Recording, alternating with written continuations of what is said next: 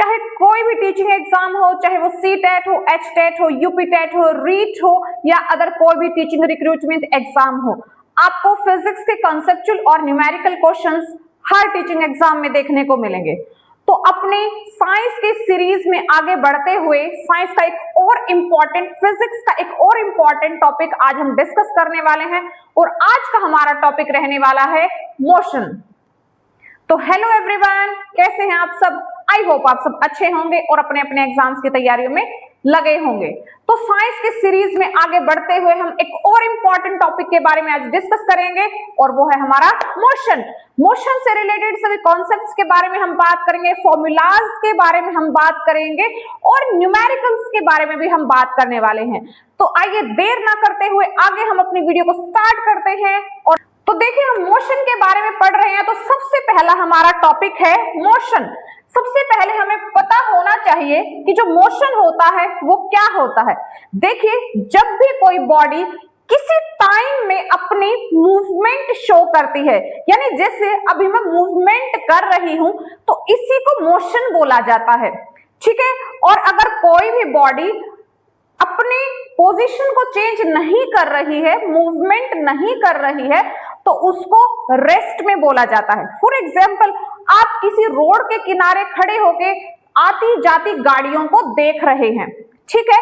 तो वो आती जाती गाड़ियां अपनी पोजीशन को चेंज कर रही है, मूवमेंट करती हुई दिखाई दे रही है, तो वो मोशन में है, ठीक है। और आपको कोई व्यक्ति दूर खड़ा हो गया, यानी कि कोई दूर खड़ा व्यक्ति अगर आपको देख रहा है और आप एक ही जगह पे खड़े हैं तो आप रेस्ट में हैं। यहां पर इस टर्म को और ज्यादा इलेबोरेट करते हुए मैं आपको बताना चाहूंगी कि जो मोशन होता है, मोशन की ये हाफ डेफिनेशन है। एक्चुअल में मोशन और जो रेस्ट होता है, अब उसको देखिए मैं एक और एग्जांपल से आपको समझाने वाली हूं, ठीक है। अब हम यहां पर खड़े होकर जो व्यक्ति किसी चीज को ऑब्जर्व करता है, यानी कि देखता है, उसको ऑब्जर्वर बोला जाता है, ठीक है। मान लीजिए कोई भी ऑब्जर्वर किसी एक बिल्डिंग को देख रहा है। अब जो बिल्डिंग है वो तो मूवमेंट नहीं करती है, वो अपनी पोजीशन को चेंज नहीं कर रही है, यानी कि उस ऑब्जर्वर के अकॉर्डिंग वो बिल्डिंग रेस्ट में है। लेकिन जरूरी नहीं है कि वो बिल्डिंग किसी दूसरे के लिए भी रेस्ट में ही हो। फॉर एग्जाम्पल, उस ऑब्जर्वर के लिए तो बिल्डिंग रेस्ट में है, लेकिन अगर कोई व्यक्ति स्पेस से या किसी मून से या किसी अदर प्लैनेट से खड़े होकर उस बिल्डिंग को अगर देख रहा है, तो देखिए क्या है कि जो अर्थ है वो तो मोशन में है, क्योंकि जो अर्थ है वो रिवॉल्व भी कर रही है और वो रेवोल्यूशन भी कर रही है, ठीक है, क्योंकि जो अर्थ है वो घूमती रहती है।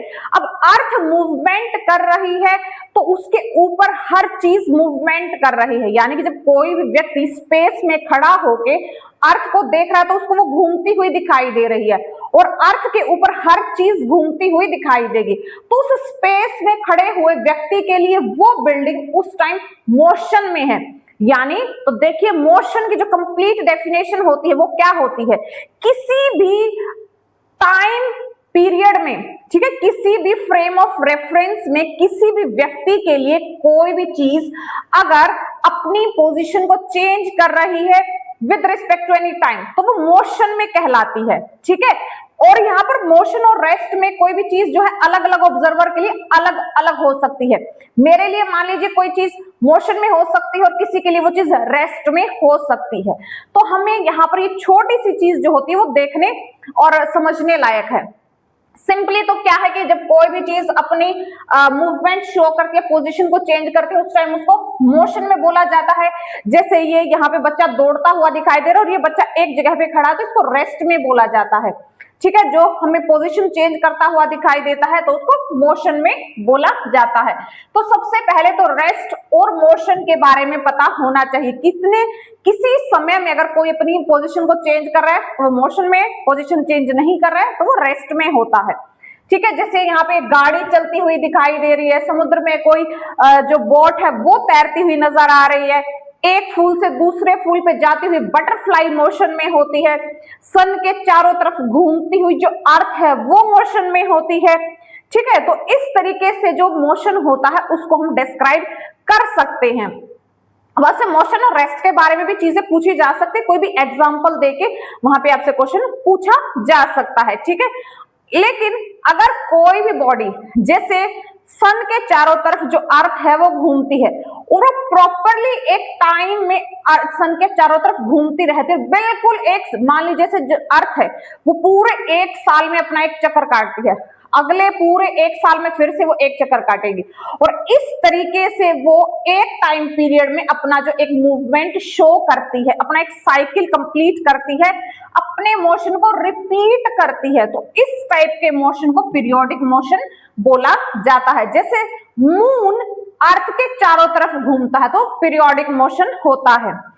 अगर कोई भी चीज, कोई भी बॉडी अपने मोशन को एक प्रॉपर टाइम इंटरवल के बाद रिपीट नहीं करती है तो उसको नॉन पीरियोडिक मोशन बोला जाता है। तो आपको यहाँ पर मोशन, रेस्ट, पीरियोडिक मोशन और नॉन पीरियोडिक मोशन को ध्यान देने की जरूरत है।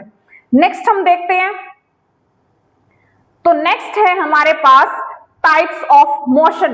जो मोशन होता है वो कितने टाइप का होता है? सबसे पहले होता है रेक्टिलिनियर मोशन। अब आप यहां पर देखिए लाइन, ठीक है, एक ऐसा मोशन जो एक सीधी लाइन में होता है, जैसे ये गाड़ी है, ये सीधे रोड पर ऐसे स्ट्रेट जा रही है, ठीक है। जब हम सीधे सीधे चलते जाते हैं एक स्ट्रेट लाइन में हमारा मोशन होता है तो उसको रेक्टिलिनियर मोशन बोला जाता है।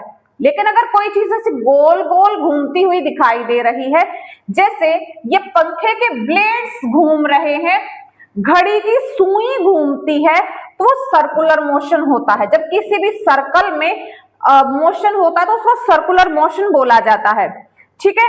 रेक्टिलिनियर स्ट्रेट लाइन में किसी भी सर्कल में कोई मोशन होता है तो उसको सर्कुलर मोशन बोला जाता है। रेक्टिलिनियर मोशन जो होता है वो रेक्टिलिनियर मोशन जो होता है वो वन डायमेंशनल मोशन होता है। जो सर्कुलर मोशन होता है वो टू डायमेंशनल मोशन होता है, वो 3D मोशन यानी कि 3 डायमेंशनल मोशन भी वो हो सकता है। नेक्स्ट है हमारे पास ऑसिलेटरी मोशन। अभी ऑसिलेटरी मोशन देखिए क्या होता है। ऑसिलेटरी मोशन एक ऐसा मोशन होता है जब कोई भी बॉडी एक फिक्स पॉइंट से टू एंड फ्रो मोशन आपको शो करती है। अब यहाँ पे ये देखिए, ये जो वर्ड है टू एंड फ्रो, ये ध्यान देने लायक है। जैसे कि पेंडुलम होता है वो एक फिक्स पॉइंट पे होता है और उसके टू एंड फ्रो यानी कि इधर उधर जो होता है अपना मोशन शो करता रहता है। जैसे आपने जो हमारी दीवार घड़ी होती है उसमें जो आवाज करने वाला वो जो पेंडुलम होता है जो हिलता रहता है वो हमारा ऑसिलेटरी मोशन होता है, ठीक है। और जो ऑसिलेटरी मोशन होता है वो पीरियोडिक मोशन होता है। ऑसिलेटरी मोशन पीरियोडिक मोशन होता है, ठीक है, लेकिन हर एक पीरियोडिक मोशन ऑसिलेटरी नहीं होता है। अब आपसे 3-4 एग्जांपल्स देके ये पूछा जा सकता है कि इनमें से कौन सा पीरियोडिक मोशन है, यानी कि जो मोशन अपने आप को एक फिक्स टाइम इंटरवल के बाद रिपीट करता है वो पीरियोडिक मोशन होता है। जैसे ये जो सोल्जर्स हैं ये एक सीधी लाइन में जा रहे हैं तो ये रेक्टिलिनियर मोशन है। ये जो बैलगाड़ी है ये भी एक सीधी लाइन में जा रही है तो ये भी रेक्टिलिनियर मोशन है। अब ये जो साइकिल है, साइकिल का ये जो पेडल है वो जो गोल गोल घूमता है वो सर्कुलर मोशन है। झूले पे झूलता हुआ बच्चा वो ऑसिलेटरी मोशन है। तो इस टाइप से एग्जांपल्स देके भी आपसे क्वेश्चन पूछा जा सकता है, ठीक है। नेक्स्ट हम देखते हैं हमारे पास क्या है। नेक्स्ट है हमारे पास मोशन से रिलेटेड कुछ और टर्म्स के बारे में, और जो हमारी फर्स्ट टर्म है वो है डिस्टेंस। देखिए डिस्टेंस क्या होता है, जैसे अभी मान लीजिए आप अपने घर से किसी शॉप पे गए और वो जो शॉप है वो दुकान है वो आपके घर से 1 किलोमीटर दूर है, और जब आप घर से दुकान की तरफ गए तो आपका डिस्टेंस कितना हुआ, यानी कि आपने कितना रास्ता तय किया, आपने 1 किलोमीटर तय किया, ठीक है। और उस दुकान से फिर वापस आप अपने घर आए, फिर से आपने 1 किलोमीटर डिस्टेंस ट्रेवल किया है। टोटल 1 किलोमीटर गए और 1 किलोमीटर आए, आपने कितना डिस्टेंस ट्रेवल कर लिया, आपने 2 किलोमीटर डिस्टेंस ट्रेवल कर लिया है। तो ये हमारा डिस्टेंस होता है कि कितने टाइम में आपने कितना रास्ता कवर किया, वो डिस्टेंस होता है। और जो डिस्टेंस होता है वो स्केलर क्वांटिटी होती है। जो स्केलर क्वांटिटी होती है उसमें क्या होता है, एक ऐसी क्वांटिटी जिसमें सिर्फ एक मैग्नीट्यूड होता है, यानी कि सिर्फ एक नंबर होता है, उसमें डायरेक्शन नहीं होती है। स्केलर में डायरेक्शन नहीं होती है, सिर्फ मैग्नीट्यूड होता है। जैसे यहाँ पर ये गाड़ी यहाँ इस प्लेस से इस घर तक जा रही है और उसने 320 मीटर डिस्टेंस कवर किया है। किस डायरेक्शन में वो गई, ईस्ट में गई, वेस्ट में गई, इसकी कोई बात नहीं हो रही है, सिर्फ वहां पर डिस्टेंस होता है। अब देखिए, आपकी गाड़ी में या फिर आपकी बाइक में एक मीटर लगा होता है और उस मीटर में आपको पता चलता रहता है कि आपकी गाड़ी 2000 किलोमीटर चल चुकी है या 300 किलोमीटर चल चुकी है, तो उस बताने वाले मीटर को, डिस्टेंस बताने वाले मीटर को ओडोमीटर बोला जाता है। ठीक है, अब देखिए नेक्स्ट हमारे पास क्या है, डिस्प्लेसमेंट। अब ये डिस्प्लेसमेंट क्या होता है? डिस्प्लेसमेंट देखिए, किन्हीं भी दो पॉइंट के बीच में सबसे जो छोटा रास्ता होता है उसको डिस्प्लेसमेंट बोला जाता है। जैसे इस ए पॉइंट से बी पॉइंट तक जाने का ये एक रास्ता है। ठीक है, जब ए पॉइंट से बी पॉइंट तक हम इस रास्ते से जा रहे हैं तो वो डिस्टेंस है, लेकिन इस ए पॉइंट और बी पॉइंट के बीच में सबसे छोटा रास्ता ये है। ठीक है, अब ये जो सबसे छोटा रास्ता होता है इसको डिस्प्लेसमेंट बोला जाता है। ठीक है, फाइनल पोजीशन और स्टार्टिंग पोजीशन के बीच का जो सबसे कम डिस्टेंस होता है, सबसे कम डिस्टेंस गैप होता है, उसको डिस्प्लेसमेंट बोला जाता है। अब देखिए, डिस्टेंस डिस्प्लेसमेंट के इक्वल भी हो सकता है और उससे ज्यादा भी हो सकता है। डिस्प्लेसमेंट एक वेक्टर क्वांटिटी होती है। डिस्प्लेसमेंट में मैग्नीट्यूड के साथ साथ डायरेक्शन भी होती है। जैसे हम यहाँ पर बात कर रहे थे कि इस गाड़ी और इस घर के बीच में कितना डिस्टेंस है, 320 मीटर। अब हम यहाँ पर बात करेंगे कि ए पॉइंट से जो बी पॉइंट है वो 300 मीटर दूर है और ए के ईस्ट में है बी।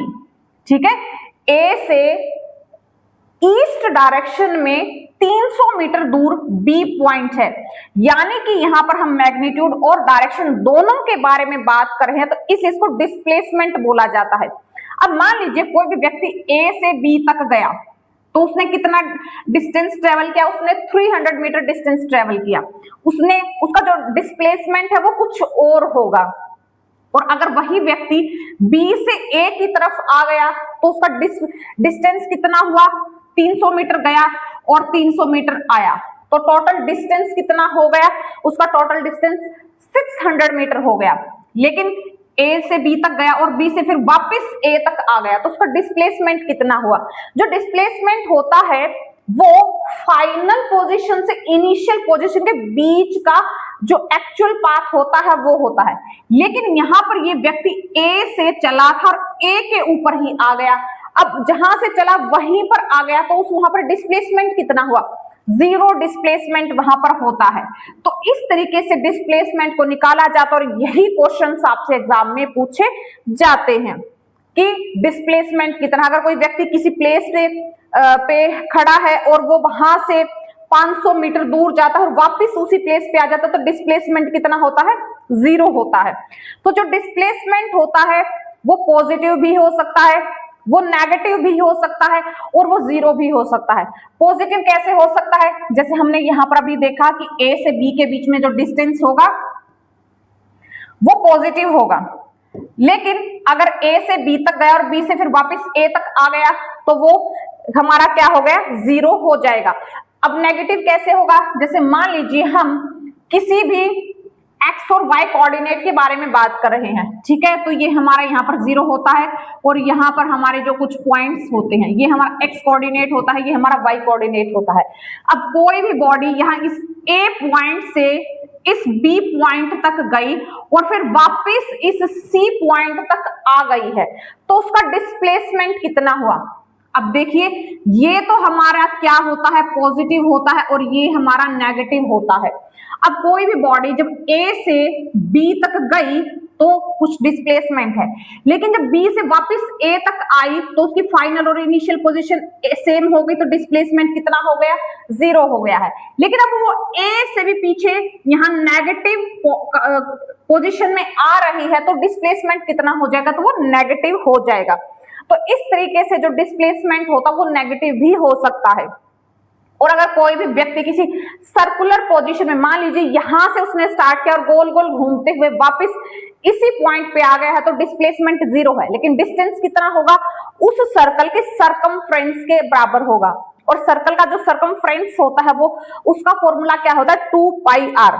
तो जो सर्कल का रेडियस होता है उसको हम यहां पर पुट करके अपनी जो डिस्टेंस की वैल्यू है वो फाइंड आउट कर सकते हो, डिस्प्लेसमेंट वहां पे 0 होता है। ये ऐसे क्वेश्चंस आपको एग्जाम में देखने को मिलेंगे।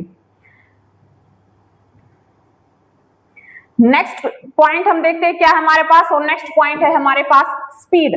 स्पीड क्या होती है, total distance travelled in total time, वो हमारा डिस्टेंस स्पीड होती है। जैसे कोई गाड़ी है वो चल रही है और उसने 1 घंटे में 60 किलोमीटर डिस्टेंस ट्रेवल कर लिया, तो उसकी स्पीड क्या होगी। तो देखिए स्पीड को फाइंड आउट करने का फॉर्मूला होता है distance travelled by time taken, कि कितने टाइम में कितना डिस्टेंस ट्रेवल कर लिया। जैसे अभी अभी हम बात कर रहे हैं कि उस गाड़ी ने 60 किलोमीटर डिस्टेंस ट्रेवल किया है 1 आवर में, तो उसकी स्पीड क्या हो जाएगी, 60 किलोमीटर पर आवर। इसको ऐसे भी लिखा जा सकता है या फिर इसको हम ऐसे भी लिख सकते हैं। तो इस तरीके से स्पीड को हम फाइंड आउट करते हैं। और जो स्पीड को फाइंड आउट करने की जो हमारी एसआई यूनिट होती है, स्पीड की जो एसआई यूनिट होती है वो मीटर पर सेकंड होती है, ठीक है, या फिर उसको किलोमीटर पर आवर में भी हम लिख सकते हैं। अगर कहीं कहीं पर मीटर दिया गया है तो मीटर के साथ सेकंड यूज होता है और किलोमीटर के साथ पर आवर यानी कि आर यूज किया जाता है। तो स्पीड निकालने का क्वेश्चन आपको एग्जाम में जरूर देखने को मिलेगा। एवरेज स्पीड क्या होती है, total distance by total time, यानी कोई भी एक बॉडी है वो ए से बी तक गई, ठीक है, बी से सी तक गई और सी से फिर वापस ए तक आ गई है। अब उसने कुछ कितना डिस्टेंस ट्रेवल किया है, अब वो ए से बी तक गई मान लीजिए 100 किलोमीटर, बी से सी तक गई 50 किलोमीटर और सी से फिर से ए तक आ गई 300 किलोमीटर। तो अब टोटल डिस्टेंस कितना हो गया और टोटल टाइम उसे कितना लगा है वो यहाँ पर हम फॉर्मूले में पुट करके अपनी वैल्यू यहाँ पे निकाल सकते हैं। और एवरेज स्पीड को भी हम वही मीटर पर सेकंड या फिर किलोमीटर पर आवर में शो करते हैं। अब देखिए जो कोई भी जो हमारा व्हीकल होता है, जैसे बाइक है या गाड़ी है, गाड़ी में जो मीटर लगा होता है वहां पे हमें दिखाई देता है कि हमारी गाड़ी इस टाइम 60 किलोमीटर पर आवर की स्पीड से चल रही है, 120 किलोमीटर पर आवर की स्पीड से चल रही है, तो उस मीटर को स्पीडोमीटर बोला जाता है। जो मीटर स्पीड मेजर करता है वो स्पीडोमीटर होता है, जो मीटर डिस्टेंस मेजर करता है वो ओडोमीटर होता है। और आपने देखा होगा कि जब भी कोई हाईवे पे चलते टाइम आपको पुलिस वाली गाड़ी दिखाई देती है, यानी कि जो ट्रैफिक पुलिस वाली गाड़ी होती है, और वो एक गन के साथ आपकी गाड़ी की स्पीड को मेजर करते हैं और आपका चालान काट देते हैं। अब उनके हाथ में वो जो गन होती है वो रडार स्पीड गन होती है, उस गन से वो आपकी गाड़ी की दूर से आती गाड़ी की आपकी जो स्पीड होती है उसको मेजर कर लेते हैं, और अगर किसी लिमिट से ज्यादा आपकी स्पीड होती है तो आपका चालान कट जाता है। कोई भी जो स्पीडोमीटर होता है वो आपके व्हीकल की इंस्टेंटेनियस स्पीड यानी कि उस समय उस मूवमेंट आपकी व्हीकल की कितनी स्पीड है उसको मेजर करता है। थोड़े देर पहले वाली स्पीड को नहीं, आप कितने स्पीड पे घर से चले थे उसको मेजर नहीं करता, इस टाइम आपकी गाड़ी की जो स्पीड है उसको मेजर करता है हमारा स्पीडोमीटर। तो यहां पर हमारे ये क्वेश्चंस बन सकते हैं, इंस्टेंटेनियस स्पीड क्या होता है, किसी भी इंस्टेंट पे जो स्पीड होती है उसको इंस्टेंटेनियस स्पीड बोला जाता है। रडार स्पीड गन क्या होती है, जो स्पीडोमीटर होता है वो क्या मेजर करता है। नेक्स्ट है हमारे पास वेलोसिटी क्या होती है। अब देखिए स्पीड तो हमारे पास क्या थी, total distance upon total time. अब हम बात करें वेलोसिटी के बारे में। जो स्पीड होती है वो भी एक स्केलर क्वांटिटी होती है, लेकिन जो वेलोसिटी होती है, वेलोसिटी क्या होती है, total displacement by total time taken, ठीक है। अब देखिए यहां पर जो वेलोसिटी है, वेलोसिटी का क्या फॉर्मूला होता है, डिस्प्लेसमेंट बाय टाइम। डिस्प्लेसमेंट आपको याद होगा जो हमने डिस्टेंस के साथ वहां पे स्टडी किया था। और जो वेलोसिटी होती है वो भी एक वेक्टर क्वांटिटी होती है। अगर डिस्प्लेसमेंट होता है वो भी वेक्टर क्वांटिटी होती है, जो हमारी वेलोसिटी होती है वो भी एक वेक्टर क्वांटिटी होती है। यानी कि वेलोसिटी में मैग्नीट्यूड और डायरेक्शन दोनों की ही बात की जाती है, और वेलोसिटी को मेजर करने की जो एसआई यूनिट होती है वो भी सेम स्पीड जैसी मीटर पर सेकंड ही होती है। स्पीड स्केलर क्वांटिटी होती है, और जो हमारी स्पीड होती है उसमें मैग्नीट्यूड की बात की जाती है, वहां पे डायरेक्शन की बात नहीं होती है। अब देखिए जो वेलोसिटी होती है वो जीरो भी हो सकती है, किसी भी चलती हुई गाड़ी की वेलोसिटी जीरो भी हो सकती है। जीरो कब हो सकती है? अगर किसी बॉडी का जो डिस्प्लेसमेंट है वो जीरो है तो वेलोसिटी भी जीरो हो जाएगी, लेकिन स्पीड कभी भी जीरो नहीं होती है। किसी भी मोशन में चलती हुई ऑब्जेक्ट जो होता है या बॉडी होता है उसकी स्पीड कभी भी जीरो नहीं होती, लेकिन वेलोसिटी आपकी जरूर जीरो हो सकती है। तो जो स्पीड होती है वो वेलोसिटी से ज्यादा या फिर इक्वल हो सकती है। अब देखिए हमारे पास है एवरेज वेलोसिटी। अब ये एवरेज वेलोसिटी क्या होती है? Total displacement by total time taken. यानी कि देखिए अब जैसे कोई भी बॉडी है ए से बी तक गई, ठीक है, अब ये तो है हमारा डिस्टेंस, लेकिन ए से बी के बीच का जो शॉर्टेस्ट पाथ होता है वो तो डिस्प्लेसमेंट होता है। अब देखिए ए से बी तक गई और बी से अगर ए तक आ गई है वो बॉडी, तो डिस्प्लेसमेंट क्या हुआ? तो वहां पर तो जीरो हुआ। तो इस तरीके से वो जो टोटल डिस्प्लेसमेंट होता है और उसको कवर करने में कितना टाइम लग रहा है वो हमारा क्या होता है? एवरेज वेलोसिटी होता है। और जो एवरेज वेलोसिटी होता है उसको फाइंड आउट करने का फॉर्मूला हमारे पास है total displacement by total time taken, या फिर उसको del x by del t भी बोला जाता है। अब del x by del t कैसे आया वो देखिए हम फाइंड आउट करते हैं अभी। अब देखिए जैसे यहां पर है एवरेज वेलोसिटी, अभी हम बात कर रहे थे कि हमारे पास del x by del t होता है। अब ये डेल एक्स क्या है? अब देखिए यहां पर इस फॉर्मूले का आप देखिए x2 माइनस x1, ठीक है। अब मान लीजिए यहां पर ये बॉडी है, ठीक है, और यहां से ये b तक गई। अब a से b तक मान लीजिए x1 डिस्टेंस है, और b से जब a तक आ रही है तो मान लीजिए वो हमारा x2 डिस्प्लेसमेंट है। अब x2 माइनस x1 कितना होगा वो हम डेल x बोल रहे हैं, और हमारा जो टाइम होगा मान लीजिए यहां से 10:10 पे वो आदमी चला था, और यहां पर 10:50 पे वो व्यक्ति यहां पे पहुंच गया है, वो हमारा टाइम होता है। यानी कि टोटल टाइम उसे कितना लगा? 40 मिनट उसे लगे हैं। तो ये हमारा t2 माइनस t1 होता है, और ये हमारा x2 माइनस x1 होता है। इस तरीके से हम टोटल डिस्प्लेसमेंट निकाल सकते हैं, और हम टोटल टाइम टेकन यहाँ पे निकाल सकते हैं, और हमारा जो एवरेज वेलोसिटी है वो हम फाइंड आउट कर सकते हैं। नेक्स्ट है हमारे पास रिलेटिव वेलोसिटी। अब देखिए रिलेटिव वेलोसिटी को फाइंड आउट करने के लिए दो बॉडीज होनी चाहिए, यानी कि दो बॉडीज का कंपैरिजन किया जाता है। किसी एक के कंपैरिजन में किसी दूसरे की वेलोसिटी कितनी है उसी को रिलेटिव वेलोसिटी बोला जाता है। जैसे इस गाड़ी के कंपैरिजन में इस बच्चे की कितनी वेलोसिटी है वो हमारी एवरेज वेलोसिटी होती है।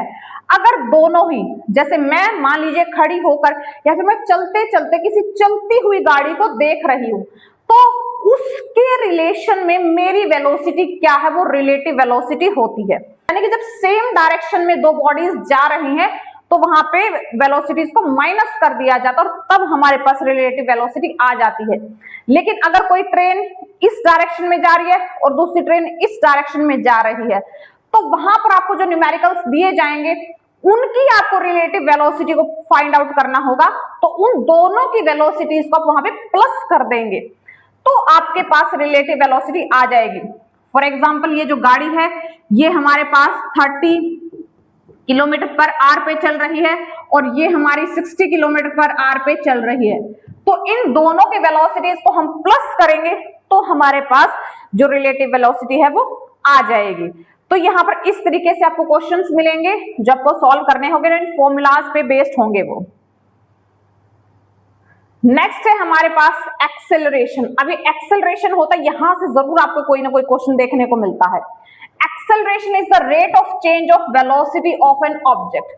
जब किसी भी ऑब्जेक्ट की वेलोसिटी चेंज होती रहती है, जैसे अभी किसी भी ऑब्जेक्ट की वेलोसिटी 3 किलोमीटर पर आवर है और अगले 2 मिनट बाद उसकी वेलोसिटी 6 किलोमीटर पर आवर हो जाएगी, फिर उसकी 5 किलोमीटर पर आवर हो जाएगी, यानी कि उसकी वेलोसिटी चेंज हो रही है, उसको एक्सेलरेशन बोला जाता है। Change in velocity with respect to time is called acceleration. ठीक है, तो एक्सेलरेशन निकालने का क्या फॉर्मूला होता है? Change in velocity upon time interval. जैसे देखिए अभी जैसे मैंने एग्जांपल दिया था कि अभी तो वेलोसिटी 3 किलोमीटर पर आवर है और फिर 2 किलोमीटर पर आवर उसकी वेलोसिटी हो गई है। ठीक है, तो इस तरीके से एक्सेलरेशन निकाला जाता है और इसका जो फॉर्मूला होता है हमारे पास v2 minus v1 upon t2 minus t1। I hope ये आपको समझ आ गया होगा कि v2, अभी जैसे कोई भी व्यक्ति है a पॉइंट से b पॉइंट तक गया, यानी कि हम, और फिर b से c तक गया। अब यहां पर तो स्पीड है 5 किलोमीटर पर आवर और यहां पर हो गई 6 किलोमीटर पर आवर और यहां पर हो गई है 7 किलोमीटर पर आवर। तो a से b तक जाने में जो एक्सेलरेशन है वो क्या हो रहा है? अब यहां पर तो v1 वेलोसिटी है और यहां पर v2 वेलोसिटी है, यानी कि v2 माइनस v1, 6 माइनस 5 यानी कि 1 किलोमीटर, और टाइम कितना लगा उसको, मान लीजिए यहां से यहां तक जाने में उसको 2 मिनट लग रहे हैं, तो टाइम हमारा यहां पर आ गया है 2 मिनट। इस तरीके से हम अपने क्वेश्चंस को सॉल्व कर सकते हैं।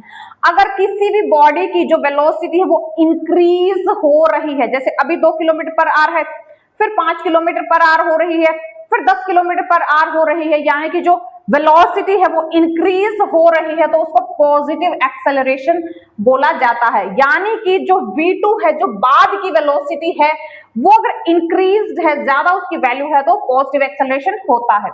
लेकिन अगर किसी चीज की जो वेलोसिटी है वो डिक्रीज हो रही है, जैसे मान लीजिए किसी व्यक्ति ने ब्रेक मार दिए, तो ब्रेक मारने के बाद क्या होता है? वेलोसिटी डिक्रीज होती है, स्पीड कम होती है। तो कम होती हुई स्पीड को, कम होती हुई वेलोसिटी को हम नेगेटिव एक्सेलरेशन बोलते हैं या फिर उसको रिटार्डेशन भी बोला जाता है। इस टाइप के क्वेश्चन आपको जरूर एग्जाम में देखने को मिलेंगे। नेगेटिव एक्सेलरेशन से बहुत अच्छे क्वेश्चंस बनते हैं और जरूर आपको एग्जाम में देखने को मिलेंगे। घटती हुई वेलोसिटी को रिटार्डेशन बोला जाता है, बढ़ती हुई वेलोसिटी को पॉजिटिव एक्सेलरेशन बोला जाता है। अगर कोई भी बॉडी इक्वल टाइम में इक्वल डिस्टेंस ट्रेवल कर रही है, ठीक है, तो उसको यूनिफॉर्म एक्सेलरेशन बोला जाता है। जैसे पहले 2 मिनट में 2 किलोमीटर डिस्टेंस ट्रेवल किया, अगले 2 मिनट में भी 2 किलोमीटर, अगले 2 मिनट में भी 2 किलोमीटर अगर डिस्टेंस ट्रेवल किया जा रहा है तो उसको यूनिफॉर्म एक्सेलरेशन बोला जाता है। ठीक है, लेकिन अगर कोई भी जो बॉडी है, सॉरी यहाँ पर स्पीड है, अगर कोई भी बॉडी, मान लीजिए पहले 2 मिनट में उसकी जो वेलोसिटी थी वो 2 किलोमीटर पर आवर थी, अगले 2 मिनट में 5 किलोमीटर पर आवर हो गई, अगले 2 मिनट बाद उसकी जो वेलोसिटी है वो 6 किलोमीटर पर आवर हो गई, यानी कि जो अनइक्वल चेंजेस हो रहे हैं उसको वेरिएबल एक्सेलरेशन बोला जाता है। इक्वल टाइम में इक्वल वेलोसिटी चेंज हो रही है तो हमारा जो होता है यूनिफॉर्म एक्सेलरेशन होता है, अनइक्वल वेलोसिटी चेंज हो रही है तो वो हमारा वेरिएबल एक्सेलरेशन कहलाता है। Acceleration of an object is 0 if it is at rest. अगर कोई भी बॉडी रेस्ट में है तो उसकी स्पीड भी 0 होगी, उसकी वेलोसिटी भी 0 होगी, तो उसका एक्सेलरेशन भी कितना होगा? 0 होगा। ये भी कॉन्सेप्चुअल क्वेश्चन आपको जरूर एग्जाम में देखने को मिलेगा।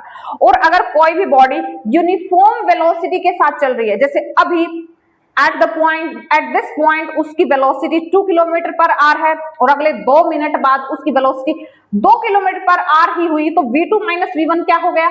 0 हो गया। तो वहां पर भी एक्सेलरेशन कितना होता है? 0 होता है। नेक्स्ट है हमारे पास यूनिफॉर्म स्पीड। अब देखिए यूनिफॉर्म स्पीड क्या होती है?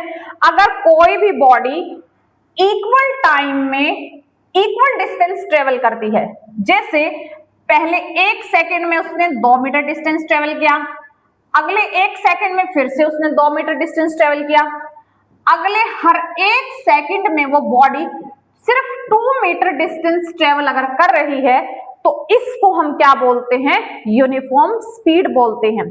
ठीक है, लेकिन अगर वो बॉडी हर समय में, यानी कि जैसे यहां पर ये इस एग्जांपल में देखिए कि पहले 1 सेकंड में 2 मीटर डिस्टेंस ट्रेवल किया जा रहा है, अगले 1 सेकंड में 3 मीटर डिस्टेंस ट्रेवल किया जा रहा है, अगले 1 सेकंड में 4 मीटर डिस्टेंस ट्रेवल किया जा रहा है, तो इस टाइप की स्पीड को नॉन यूनिफॉर्म स्पीड बोला जाता है। ठीक है, तो यहां पर आपसे ये क्वेश्चंस भी पूछे जा सकते हैं यूनिफॉर्म स्पीड और नॉन यूनिफॉर्म स्पीड के। तो इस वीडियो में हम यहीं तक बात करेंगे और अब तक हमने motion, rest, speed, velocity, distance, displacement, average velocity, acceleration, इन सब के बारे में बात कर ली है। नेक्स्ट वीडियो में हम बात करेंगे ग्राफ्स के बारे में। आई होप ये वीडियो आपके लिए बहुत ही बेनिफिशियल प्रूव हो गया आपकी एग्जाम प्रिपरेशन में। Keep watching, thank you, all the best.